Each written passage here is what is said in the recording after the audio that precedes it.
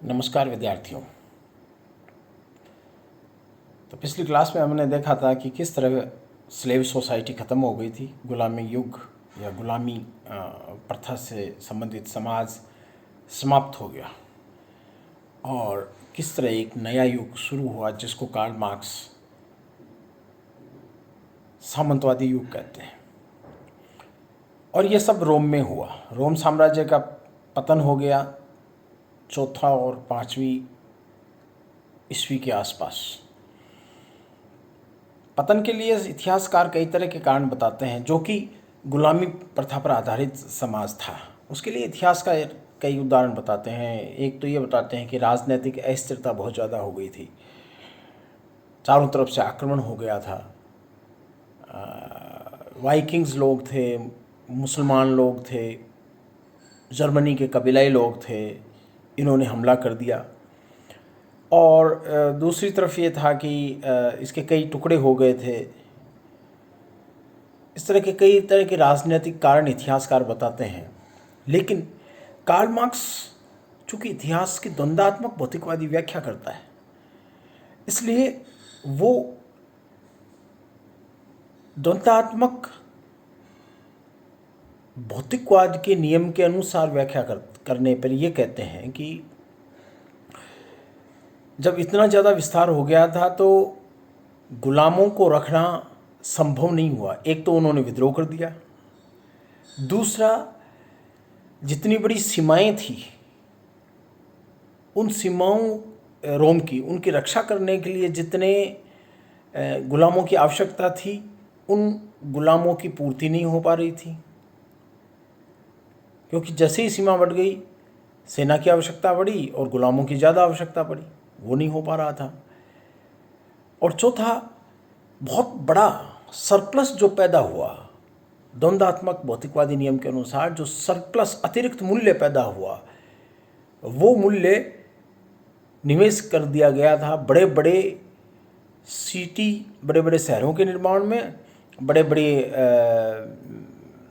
धार्मिक स्थलों के निर्माण में, बड़े बड़े महलों के निर्माण में। और उसका नतीजा ये हुआ कि सरप्लस वापस इन्वेस्ट नहीं हुआ और गुलामों की जो उत्पादकता थी, प्रोडक्टिविटी थी, वो धीरे धीरे धीरे धीरे कम होती गई। और मालिक वर्ग की जो विलासिता थी, उस विलासिता के कारण आर्थिक स्थिति बहुत खराब हो गई थी। एक तरफ ये था। और दूसरी तरफ उत्पादन के साधन, उत्पादन की शक्तियों का विकास हो रहा था। और ख़ास तौर से, विशेष तौर से मेटलर्जी, ये जो क्या कहते हैं उसको अपन, धातु विज्ञान में बहुत प्रगति हुई, जिसके कारण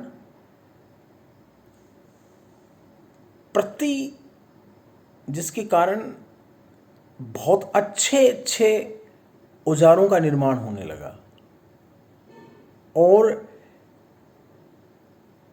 उत्पादन में बहुत ज़्यादा सरप्लस होने लगा। और गुलामों को केवल सबसिस्टेंस लेवल का, यानी केवल जीवित रह सकें उतना ही उनको प्राप्त होता था। इसका मतलब ये हुआ, मार्क्स की शब्दावली में इसका मतलब ये हुआ कि जो उत्पादन के संबंध थे, रिलेशंस ऑफ प्रोडक्शन, जो कि उत्पादन विधि का एक हिस्सा है। हमने बताया उत्पादन की विधि के दो हिस्से होते हैं, एक तो उत्पादन के साधन, उत्पादन की शक्तियाँ कह दीजिए, और दूसरे उत्पादन के संबंध। तो उत्पादन के इन संबंधों के भीतर उत्पादन के साधनों का जो विकास हो रहा था वो इनके साथ तालमेल नहीं था, उत्पादन के संबंधों के साथ। अब वो जो उत्पादन के संबंध पहले थे, जिन्होंने उत्पादन बढ़ाया था, मालिक और गुलाम का, वो खुद एक बाधा बनने लगे। और इसका नतीजा ये हुआ कि अब इस व्यवस्था को बनाए रखना आर्थिक रूप से संभव नहीं था। यह है कार्ल मार्क्स की भौतिकवादी व्याख्या। अब जब ये संभव नहीं था और जर्मनी के कबीलाई लोग आ गए थे, रोम साम्राज्य अपने पतन की ओर था। 250-300 साल लगे थे रोम साम्राज्य को पतन होने में। चौथी पाँचवीं शताब्दी से लेकर 200-250 साल। और जो लोग दूसरे आए वो लोग छोटे स्तर पर उत्पादन करते थे। कबीलाई, जर्मन के कबीलाई लोग हैं, वो छोटे स्तर पर उत्पादन करते थे और उनकी जो सामाजिक व्यवस्था है, social organisation of production of goods and services था, वो रोमन साम्राज्य और इस गुलामी दासत्व युग वाले सामाजिक संरचना के बिल्कुल अलग था।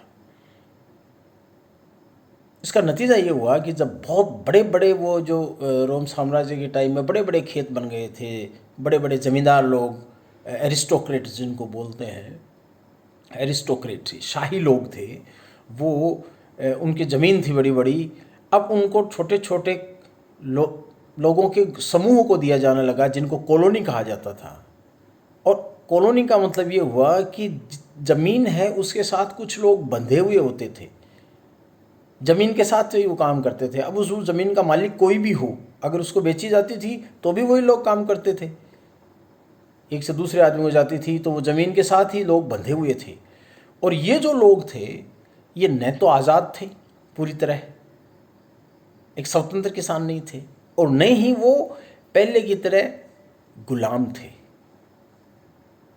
और ये एक तरह से अर्ध कृषक जिसको कह सकते हैं, अंग्रेजी में इसके लिए शब्द काम में आता है सर्फ, SERF, सर्फ। ये अर्ध कृषक टाइप के लोग थे, ये अस्तित्व में आए और उत्पादन की विधि अब बदल गई जो कि गुलाम दासत्व युग से अलग थी। यद्यपि अभी भी स्थितियों में उत्पादन की विधि में बहुत ज़्यादा परिवर्तन नहीं आया था, लेकिन उत्पादन के संबंधों में परिवर्तन आने के कारण उत्पादन विधि, मोड ऑफ प्रोडक्शन बदल गया था। इसीलिए क्योंकि बहुत ज़्यादा परिवर्तन नहीं आया था, इसीलिए कार्ल मार्क्स ने एक जगह कहा है कि ये जो फ्यूडल सामंतवाद की जो प्रारंभिक अवस्था थी उसमें कोई बहुत ज़्यादा वो नहीं आए थे। उत्पादन की विधि बदल गई थी, उत्पादन के संबंध बदल गए थे, उत्पादन के की शक्तियाँ बदल गई थी, लेकिन बहुत ज़्यादा परिवर्तन नहीं आने के कारण हम उसको एडवांस स्टेज ऑफ स्लेवरी भी कह सकते हैं, यानी गुलामी प्रथा की एक विकसित अवस्था। इस तरह एक नए युग का सूत्रपात यूरोप के मध्य युगीन इतिहास में होता है जिसको हम सामंतवाद कहते हैं। अब सामंतवाद क्या है? सामंतवाद एक ऐसी आर्थिक, सामाजिक और राजनीतिक और सैनिक व्यवस्था थी जिसमें संबंध एक हायरार्की के अनुसार था, यानी सोपान, पदानुक्रम के अनुसार उसमें एक व्यवस्था थी कि राजा से लेकर किसान तक अलग अलग स्तरीकरण के लोग रहते थे। जैसे सबसे ऊपर राजा था, उसके नीचे नोबल हुआ करते थे जिनको हम जागीरदार कह सकते हैं। जागीरदारों के नीचे नाइट्स हुआ करते थे, नाइट्स, KNIGSTS, नाइट्स। उनको हम जागीरदार कह सकते, जमींदार कह सकते हैं। और जमींदारों के नीचे कृषक हुआ करते थे जिनको हम अर्ध कृषक कह सकते हैं। अर्ध कृषक इसलिए कहते हैं कि न तो वो गुलाम थे और न ही वो स्वतंत्र थे, वो ज़मीन के साथ बंधे हुए थे। ज़मीन एक से दूसरे को बेची जाती थी तो वो अर्ध कृषक थे, वो भी उस ज़मीन के साथ ही जाते थे। तो जो इसकी अर्थव्यवस्था थी उसका मुख्य आधार स्तंभ ये अर्ध कृषक थे। और एक तरफ अर्ध कृषक थे और दूसरी तरफ ये जितने भी जमींदार, जागीरदार और राजा ये लोग थे। तो कार्ल मार्क्स ये कहता है कि इस युग में फिर दो वर्ग हो गए, एक लैंडलॉर्ड्स और दूसरे सर्फ। एक भूस्वामी जिनकी ज़मीन थी, ज़मीन के मालिक थे, और दूसरे अर्धकृषक जिनको सर्फ कहा जाता है।